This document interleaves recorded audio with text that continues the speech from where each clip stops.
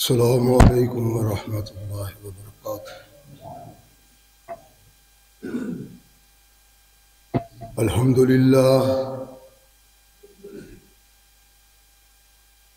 للہ نحمده ونستعینه ونستغفره ونؤمن به ونتوکل علیہ ونعوذ باللہ من شرور انفسنا ومن سیئات اعمالنا من يهده الله فلا مضل له ومن يضلل فلا هادي له ونشهد أن لا إله إلا الله وحده لا شريك له ونشهد أن محمدا عبده ورسوله أما بعد فأحسن الحديث كتاب الله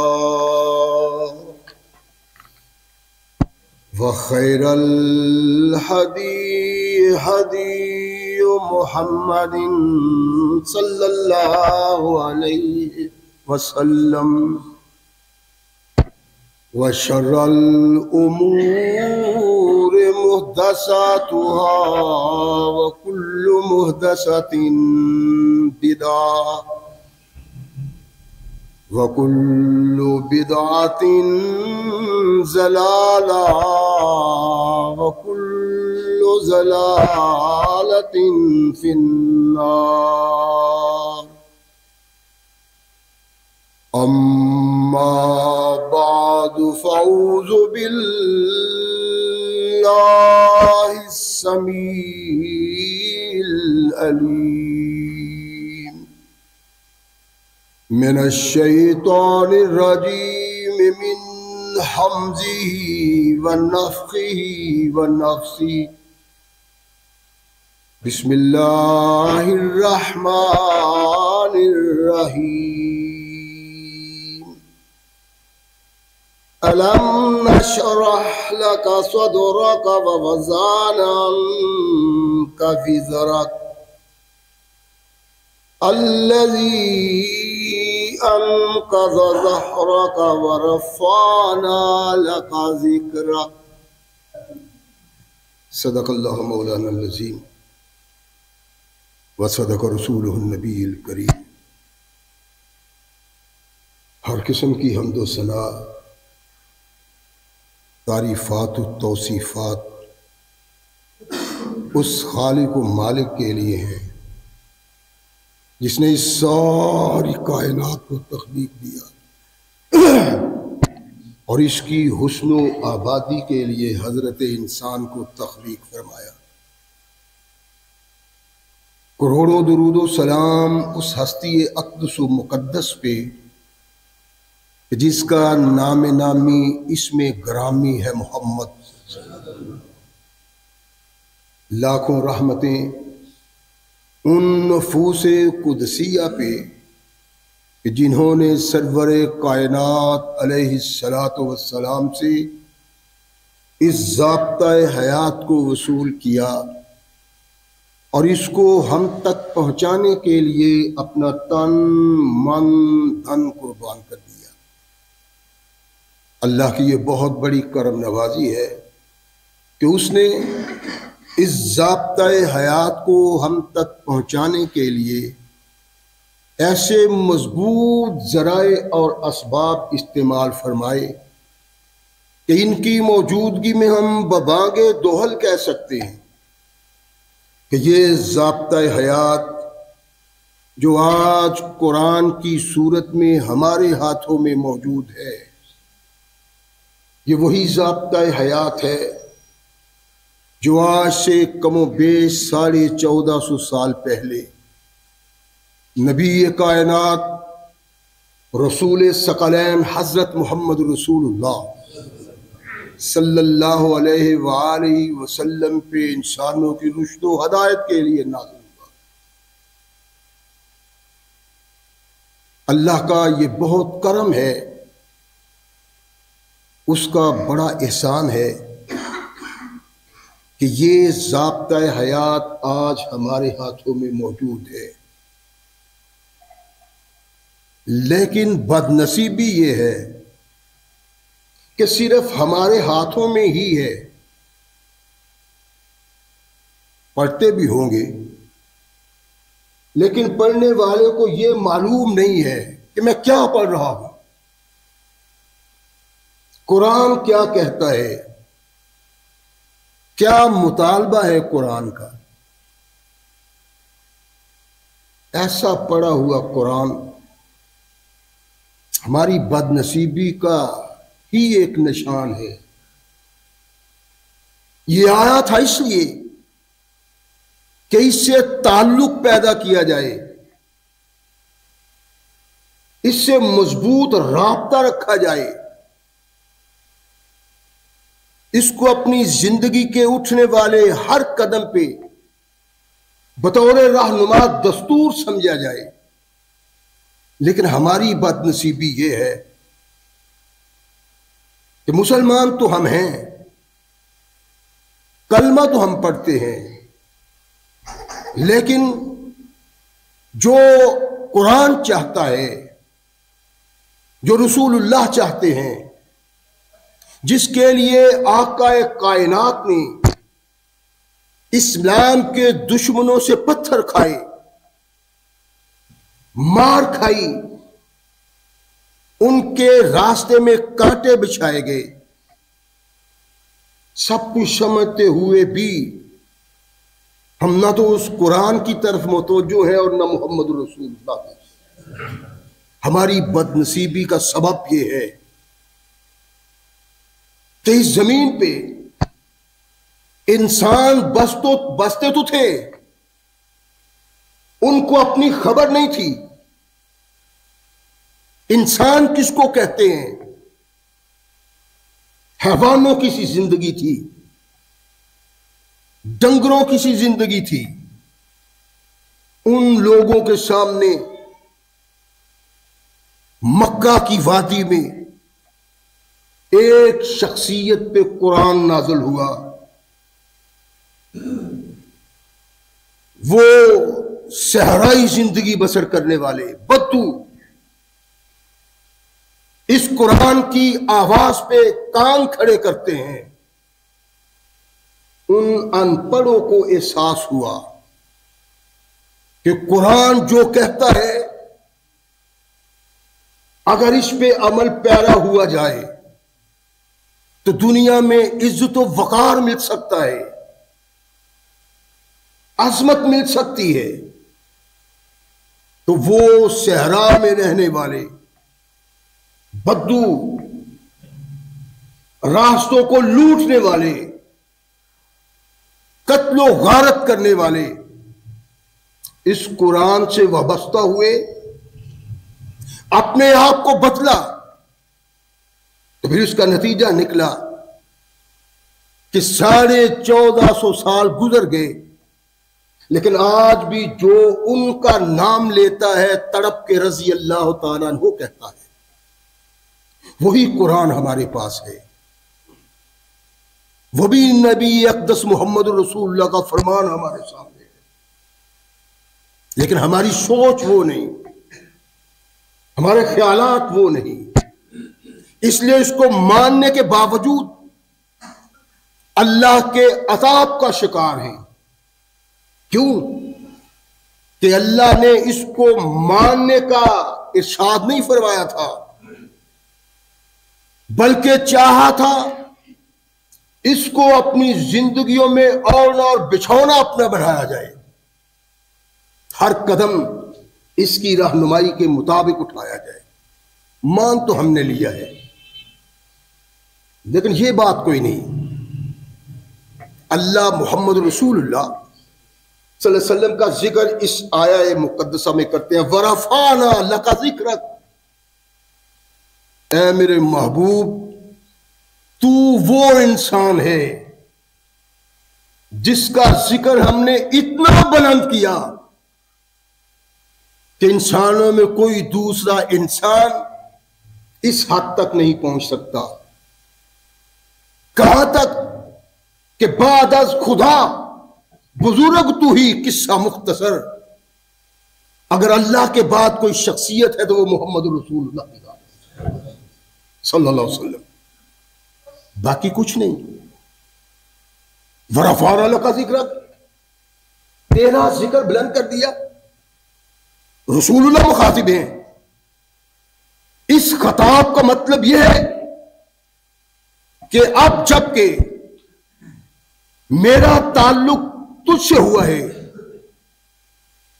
تو مجھ سے وابستہ ہوا ہے، تو وَرَفَعْنَا لَكَ ذِكْرَكَ نہیں، بلکہ رحمت کونین علیہ السلام اس کائنات میں آدم کی اولاد میں وہ شخصیت ہیں کہ ان کے پیدا ہونے سے پہلے ہی اللہ نے ان کا ذکر بلند کیا تھا۔ دنیا میں ایک بڑا دستور اللہ نے نازل کیا کتاب کی صورت میں، جس میں لوگوں کو اپنی پہچان کروائی کہ اللہ ہو، میں اللہ ہوں، مجھے دیکھو، میری پہچان کرو اور میرا ذکر کرو۔ جہاں اس کتاب میں اللہ نے اپنی پہچان کروائی، وہاں تورات میں اپنے ساتھ محمد الرسول اللہ کی بھی پہچان کروائی۔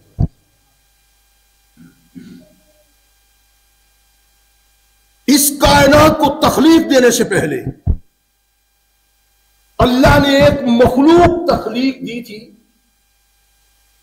ان کی تخلیق کا مقصد ہی اللہ کی ثنا تھی، اللہ کی تحمید تھی، اللہ کی تمجید تھی، ان کا سونا اللہ کا ذکر، ان کا بیدار ہونا اللہ کا ذکر، صبح اللہ کا ذکر، شام اللہ کا ذکر۔ جن فرشتوں کو اللہ نے اپنے ذکر کے لیے پیدا کیا، وہ فرشتے اللہ کا جہاں ذکر کرتے ہیں وہاں محمد رسول اللہ کی ان اللہ وملائکتہ یصلون علی النبی، فرشتے جہاں اللہ کی تسبیح کرتے ہیں، تحمید کرتے ہیں، تمجید کرتے ہیں، وہاں محمد پہ درود بھی پڑھتے ہیں۔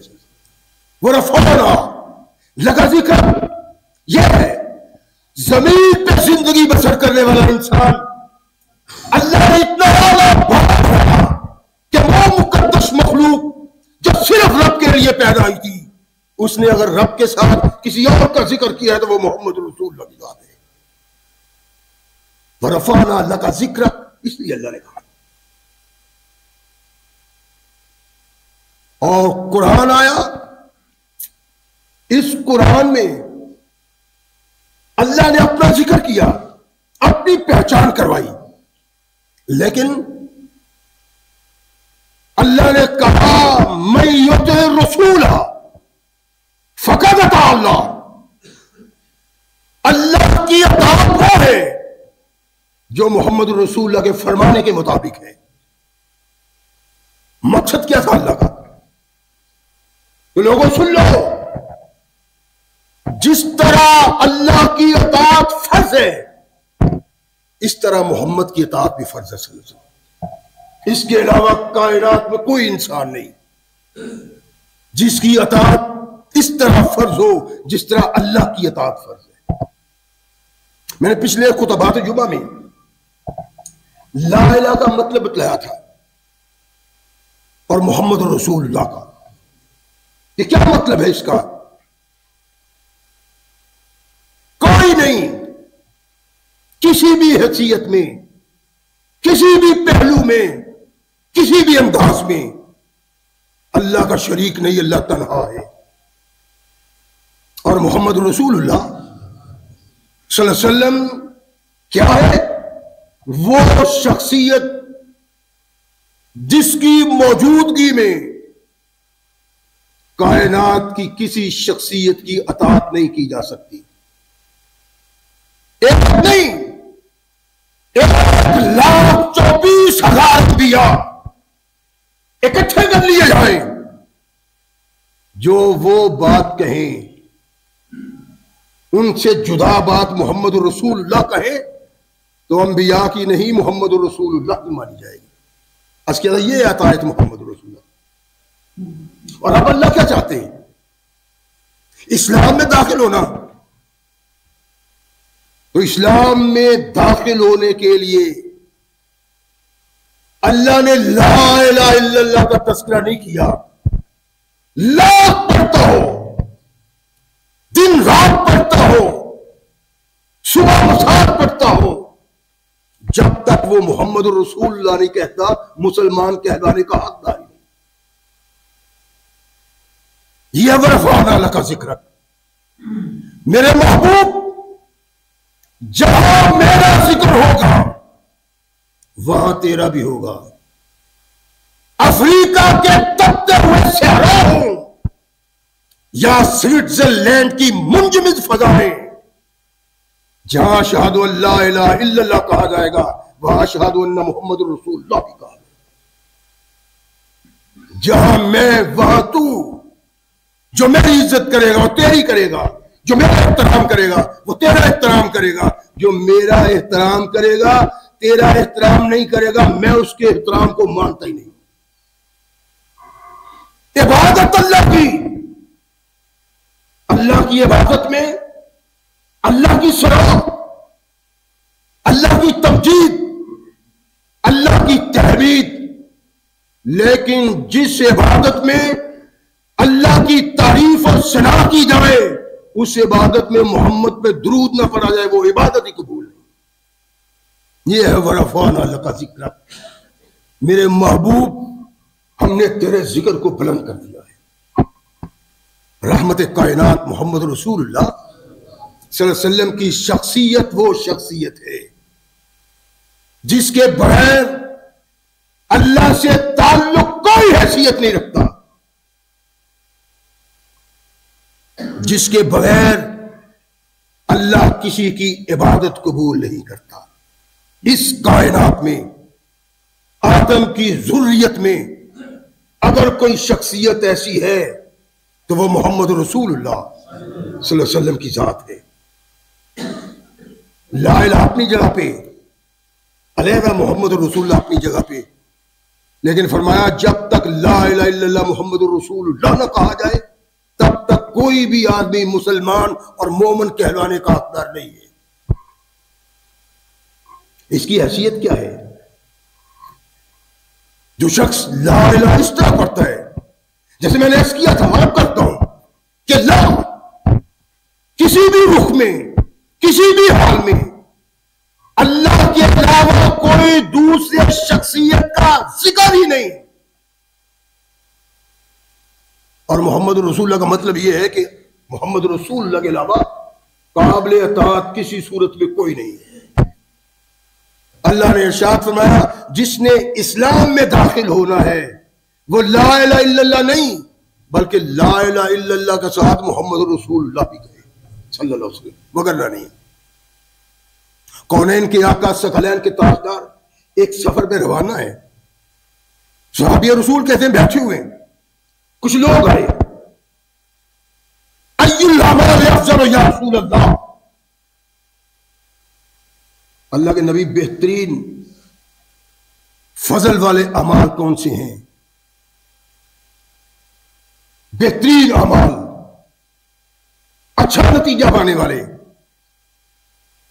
ارشاد فرمایا ایمان باللہ والجہاد فی سبیل اللہ والحج المبرور. فرمایا اللہ کی ذات پہ ایمان. اور یہ آپ اپنے ذہن میں رکھیں کہ اللہ کی ذات پہ ایمان لانے سے مقصود کیا ہے؟ اللہ کا مقصود کیا ہے؟ محمد رسول اللہ کا. اور فرمایا وجہاد فی سبیل اللہ، اللہ کی راہ میں جہاد، وحج مبرورا، مقبول حج۔ صحابی کہتے ہیں کہ اتنا نبی اقدس محمد رسول اللہ صلی اللہ علیہ وسلم نے ارشاد فرمایا کہ ایک طرف سے آواز آتی ہے لا الہ الا اللہ محمد رسول اللہ، اللہ کے نبی نے اس آواز کی طرف کان لگائے، توجہ دی، ارشاد فرمایا میں محمد اس بات کی گواہی دیتا ہوں کہ جو آدمی یہ کلمہ پڑھتا ہے لا الہ الا اللہ محمد رسول اللہ بری من الشرک، فرمایا وہ شرک سے پاک ہو جاتا ہے۔ لا الہ الا اللہ پہ اللہ کے نبی علیہ الصلوۃ والسلام نے نہیں ارشاد فرمایا کہ وہ پاک ہو جاتا ہے شرک سے، بلکہ لا الہ الا اللہ محمد رسول اللہ یعنی شرک فی التوحید، شرک فی الرسالت، دو شرک ہے۔ جو رب کی ذات میں شرک کرتا ہے وہ بھی مومن کہلانے کا حقدار نہیں، جو محمد رسول اللہ کی ذات میں شرک کرتا ہے وہ بھی مومن کہلانے کا حقدار نہیں ہے۔ جو آدمی اللہ کی الوہیت اور توحید کو اس طرح مانتا ہے کہ کوئی دوسرا نہیں، اور محمد کی رسالت کو اس طرح مانتا ہے کہ اطاعت کے علاوہ کوئی دوسرا نہیں، اللہ کے نبی نے ارشاد فرمایا یہ شرک سے پاک ہو گئے۔ اور شرک کیا ہے؟ ان اللہ لا یغفر ان یشرک بہ ویغفر ما دون ذلک لمن یشاء، اللہ فرماتے ہیں میرے شرک کو نہیں بخشنا۔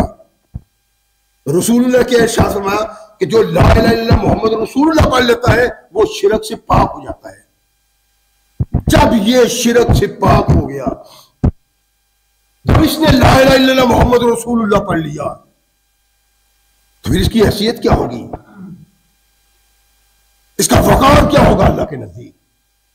کائنات کے آقا ثقلین کے تاجدار محمد رسول اللہ تشریف فرمائے، صحابہ کا جمع غفیر ہے، ارشاد فرمایا میرے صحابہ میں تمہاری موجودگی میں اس بات کا اعلان کرتا ہوں من قال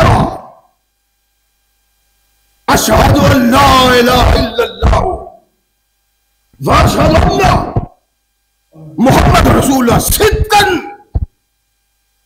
من قلبہ، سچی نیت سے، سچے دل سے، جس نے یہ کلمہ پڑھا، فرمایا جب وہ مر جائے گا جنت کے راستے پہ جا رہا ہے۔ اور ارشاد فرمایا میرے اللہ نے مجھے اطلاع دی ہے کہ میرے محبوب تیری امت کے لوگوں کو میں جنت میں داخل کروں گا، 70 الفا لا حساب علیہم ولا عقاب، 70,000 تیری امت کے افراد۔ یہ نہیں کہا صحابہ کو کہ تم میں سے، غور فرمائے اس بات پہ، اللہ کے نبی نے یہ نہیں کہا میرے صحابہ تم میں سے 70,000 اللہ کہتا ہے کہ میں جنت میں داخل کروں گا، فرمایا اللہ نے کہا تیری امت سے آج سے لے کر قیامت تک 70,000 افراد کو بغیر حساب و کتاب کے، بغیر عذاب کے میں جنت میں داخل کروں گا۔ اور فرمایا کہ اللہ فرماتے ہیں کہ جو 70,000 بغیر حساب و کتاب کے جنت میں جائیں گے وہ تب تک جنت میں نہیں جائیں گے جب تک اپنے آباء و اجداد اپنی آل اولاد کو لے کے جنت میں داخل نہیں ہوتے۔ کلمہ توحید و رسالت جو اس حیثیت سے پڑھا جاتا ہے، جس کا پڑھنا انسان کو واقعی مومن بنا دیتا ہے، جس کے پڑھنے سے انسان تمام کائنات کی شخصیات کو اپنے پشت کے پیچھے ڈال دیتا ہے، جس کے پڑھنے سے وہ صرف محمد رسول اللہ صلی اللہ علیہ وسلم کا اطاعت کرنے والا رہ جاتا ہے۔ ارشاد فرمایا 70,000 یہ لوگ اپنے عزیز و اقارب کو لے کے جنت میں داخل نہ ہوں گے. جب تک یہ ان لوگوں کو لے کے جنت میں داخل نہیں ہوں گے تب یہ جنت کے وارث بھی جنت میں داخل ہوں گے. لیکن کس کو نہ بولے؟ لا الہ الا اللہ محمد رسول اللہ کو نہیں. میں نے عرض کیا تھا کہ لا الہ اس کا مقصد کیا ہے، مطلب کیا ہے اللہ کے ہاں؟ محمد رسول اللہ صلی اللہ علیہ وسلم اس کا مطلب کیا ہے؟ کم از کم 6 خطبات میں نے عرض کیے تھے. 3 لا الہ پہ اور 3 محمد رسول اللہ پہ. لا الہ الا اللہ محمد رسول اللہ کا نچوڑ کیا ہے؟ یہ کلمہ جس لا الہ کے ساتھ محمد رسول اللہ کو متعلق کیا جائے، اس کے بغیر کوئی انسان اسلام میں داخل نہیں ہو سکتا. اور کیا اس کی حیثیت؟ لا الہ تمام کائنات کے معبود کوئی مانتا ہے ان کو، ان کی کوئی حیثیت نہیں ہے. اپنی ٹھوکر سے اٹھا دو سو، کوئی حاجت روا نہیں، کوئی مشکل کشا نہیں، کوئی خالق نہیں، کوئی مالک نہیں، کوئی دینے والا نہیں، کوئی چھیننے والا نہیں، کوئی بیوہ کرنے والا نہیں، کوئی صحت دینے والا نہیں.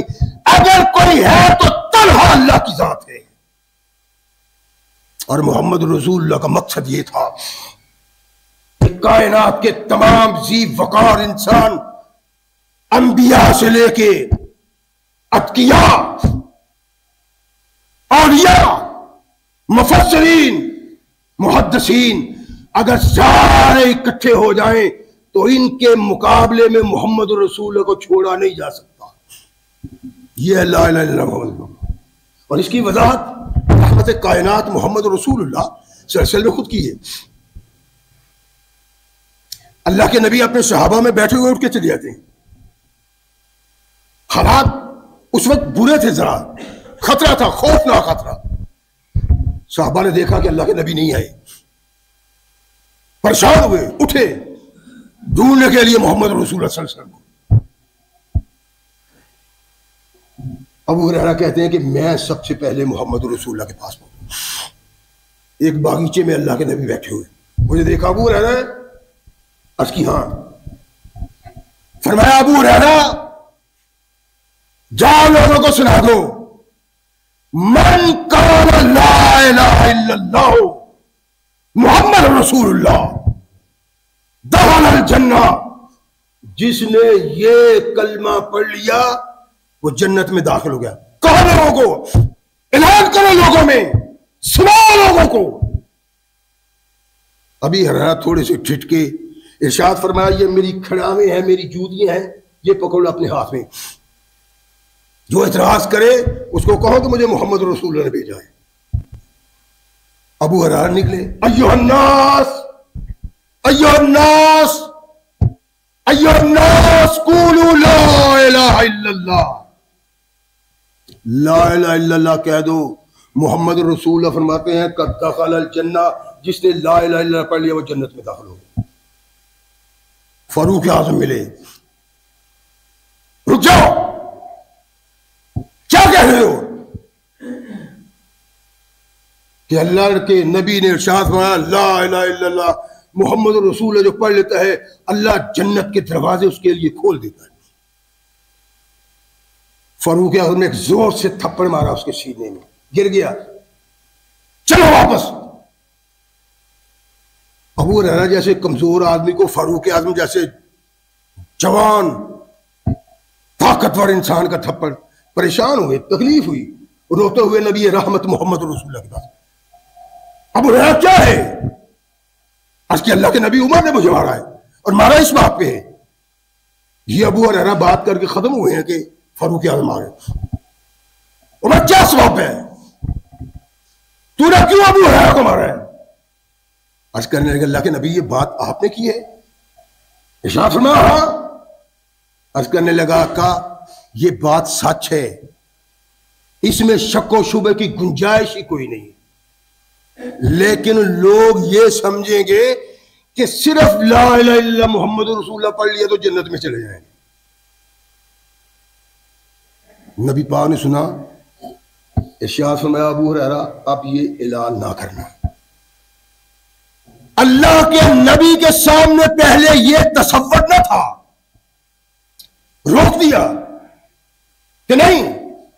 صرف فاروق اعظم کے کہنے پہ اللہ کے نبی نے نہیں روکا، بلکہ سیدنا معاذ رضی اللہ تعالیٰ عنہ اللہ کے نبی کے پاس ارشاد فرمایا معاذ من قال لا الہ الا اللہ محمد رسول اللہ، جس نے لا الہ الا اللہ محمد رسول اللہ پڑھا فقد دخل الجنہ، اور ایک روایت میں ہے کہ جس نے لا الہ الا اللہ محمد رسول اللہ پڑھا اس کو جہنم کی آگ نہیں جلائے گی. عرض کیا اللہ کے نبی میں یہ بات لوگوں کو نہ بتلا دوں؟ فرمایا نہیں، اس لیے کہ لوگ الفاظ پہ یقین کر کے ایمان لا کے بس کر دیں گے.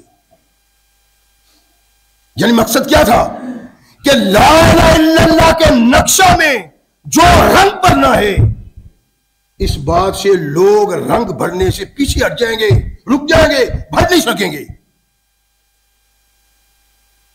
یہ لا الہ الا اللہ محمد رسول اللہ اگر اس سوچ کے مطابق ہے کہ کسی بھی حیثیت میں، کسی بھی پہلو میں، کسی انداز میں اللہ کا کوئی شریک نہیں ہے، لا شریک لک، اور کسی بھی حال میں، کسی بھی انداز میں محمد رسول اللہ صلی اللہ علیہ وسلم کے علاوہ کوئی اطاعت کے لائق نہیں. جب محمد رسول اللہ کی بات سامنے آ جائے، جو انکار کرتا ہے، جب پہلو تہی کرتا ہے، جو اعراض کرتا ہے، اللہ اس کو لا الہ الا اللہ پڑھنے والا قبول نہیں کرتے. یہ ایک حقیقت ہے. اس سوچ، اس فکر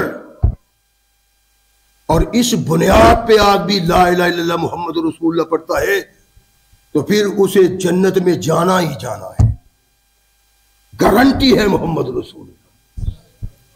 تشریف فرمایا اللہ کے نبی،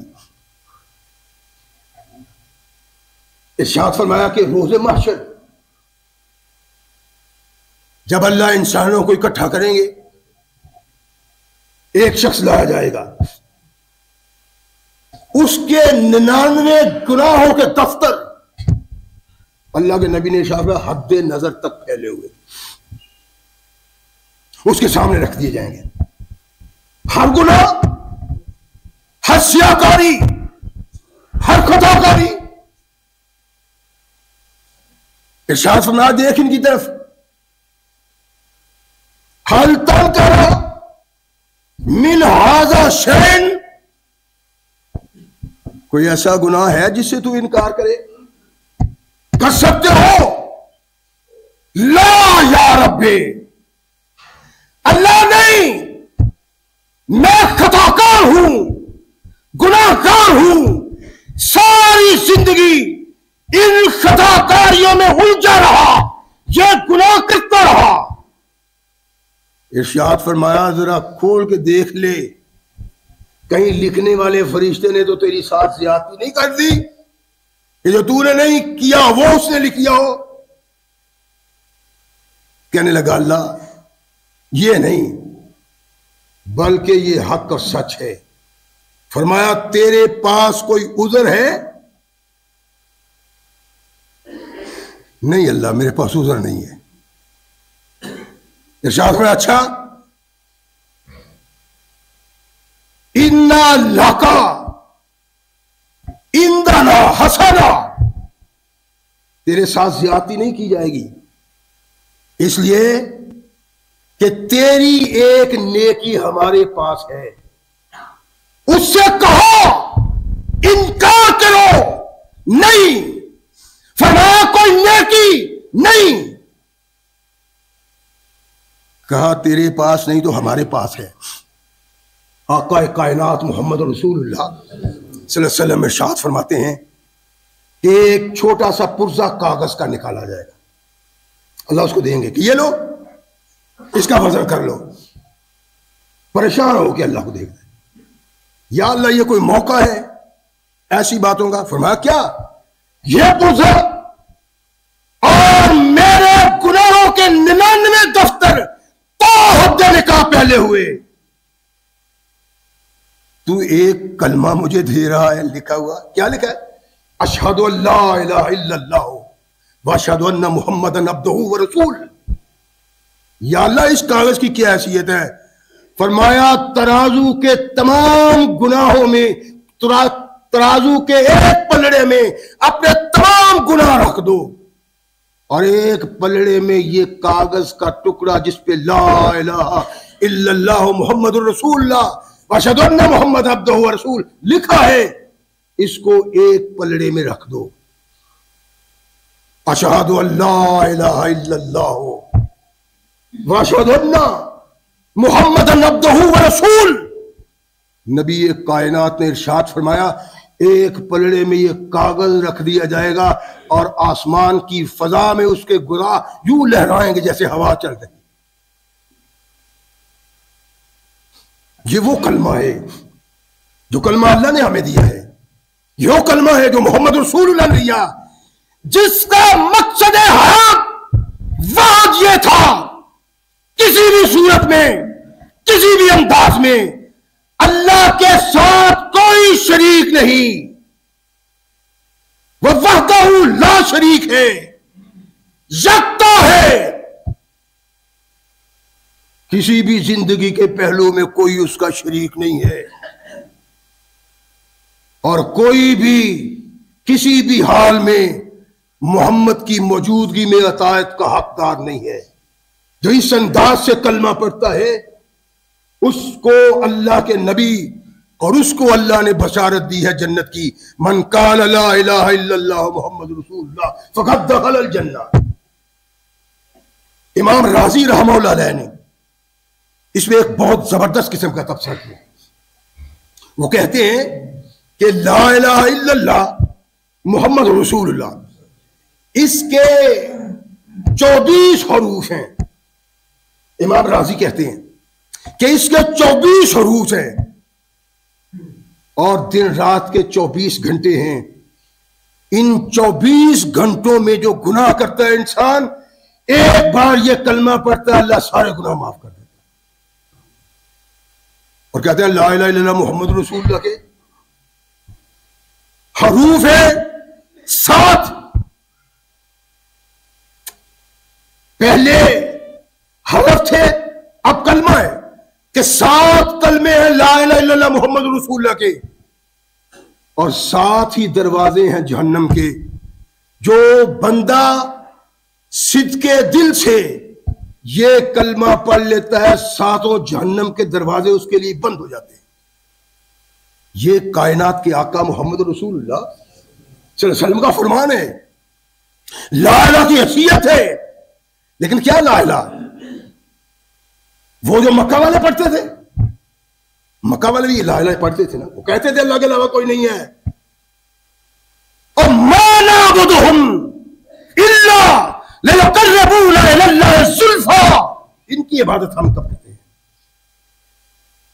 جو ان کے سامنے جھکتے ہیں، تو اس کا مطلب یہ نہیں ہے کہ جس طرح اللہ کے سامنے جھکنا ہے اس کی تسبیحات، نہیں نہیں نہیں، بس صرف احتراماً جھکتے ہو۔ کیوں احتراماً جھکتے ہو؟ کہتے ہیں یہ ہمارے بزرگ تھے۔ میں نے بار عرض کیا ہے کہ مکہ کے لوگ جن بتوں کی عبادت کرتے تھے نا، وہ ذہنی تراشیدہ نہیں تھے، بلکہ وہ ان کے بڑے بڑے بزرگ تھے جن کو قوم متواتر مانتی چلی آ رہی تھی۔ ان کے سامنے وہ جھکتے تھے، تو جھکنے کا مقصد بھی یہ نہیں تھا کہ وہ ان کی عبادت کرتے ہیں۔ ما نعبدہم، قرآن کہتا ہے الا لیقربونا الی اللہ زلفی، ان کا احترام، ان کا وقار، ان کے سامنے جھکنا، ان کے سامنے ادب سے کھڑا ہونا، اس کا سبب ان کی عبادت نہیں، بلکہ یہ اللہ کے محبوب ہیں۔ ان کا یوں احترام کریں گے، ادب کریں گے، تو اللہ ہم پہ نظر رحمت کر کے ہمارے گناہ معاف کر دے گا۔ یہ مکہ کے کافر کہتے تھے ما نعبدہم الا لیقربونا الی اللہ۔ غور فرمائے ذرا، مکہ کے وہ لوگ تھے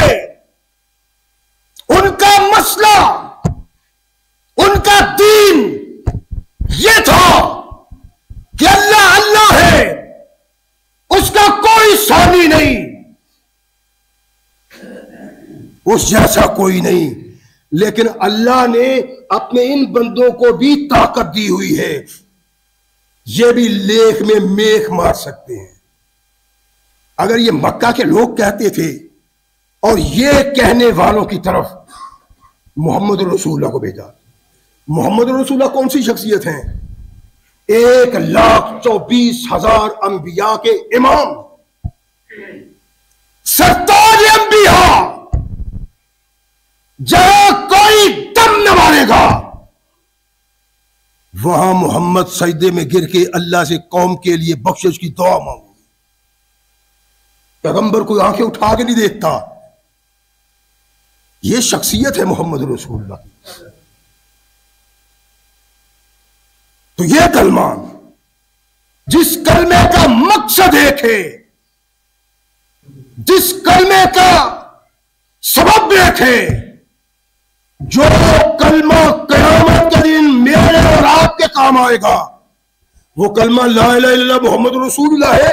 اور صرف لا الہ الا اللہ محمد رسول اللہ نہیں، بلکہ تمام زمین پہ معبودان باطل کو نفرت سے ٹکرانا، تمام بھولوں کو، علماء، فضلاء، اتقیاء، انبیاء، امام، سب کو پسے پوچھ ڈال کے محمد رسول اللہ کی آواز پہ لبیک کہنا، یہ لا الہ الا اللہ محمد رسول اللہ۔ اور رحمت کائنات محمد رسول اللہ صلی اللہ علیہ وسلم نے ارشاد فرمایا کہ یہ کلمہ ہے جو انسان کو جنت میں لے کے جائے گا۔ عرض کیا تھا لا الہ الا اللہ جنت میں نہیں جا سکتا، نہیں لے جا سکتا لا الہ الا اللہ، اور محمد رسول اللہ بھی جنت میں نہیں لے جا سکتا۔ جنت میں لے جانا ہے لا الہ الا اللہ محمد رسول اللہ صلی اللہ علیہ وسلم۔ یہ کلمہ انسان کو جنت میں لے کے جائے گا۔ اور بد نصیبی نہیں ہے کہ میں مسلمان، میرا باپ مسلمان، میرا دادا مسلمان، اور مسلمان کیا، اس قرآن کو ماننے والے، اس کو پڑھنے والے، اس میں نظر رکھنے والے، اس کے احکامات کو ماننے والے، اللہ کے نبی کو ماننے والا، میں، میرا باپ، میرا دادا، میرا پردادا۔ لیکن سب کچھ کے باوجود اس بات کو نوٹ کر لیں کہ جو مکہ کے لوگ کہتے تھے نا کہ یہ معبود نہیں ہے، یہ الہ نہیں ہے، ان کو رب نہیں مانتے، رب تو ان کا بھی اللہ ہی ہے، تو پھر کیا کرتے ہو؟ کہتے ہیں یہ ہمارے بزرگ ہیں، صرف ان کا احترام کرتے ہیں، اور احترام بھی اس بنیاد پہ کہ اللہ ہمیں ان گناہوں کی معافی دے دے گا جو ہم نے بطور بشریت کیے ہیں، اس لیے مانتے ہیں۔ اور اگر یہی بد نصیبی ہمارے ساتھ ہو تو پھر کیا کہا جا سکتا ہے؟ لا الہ الا اللہ محمد رسول اللہ صلی اللہ علیہ وسلم کا مقصد وحید یہی ہے کہ دو شخصیات کا ذکر، اس کے بعد آنکھیں بند۔ مسلمہ نے محمد رسول اللہ کے ایک صحابی کو کہا تھا نا، عبداللہ شاید ان کا نام تھا، تم کیا مانتے ہو محمد رسول اللہ؟ کہنے لگا میں انہیں اللہ کا رسول مانتا ہوں،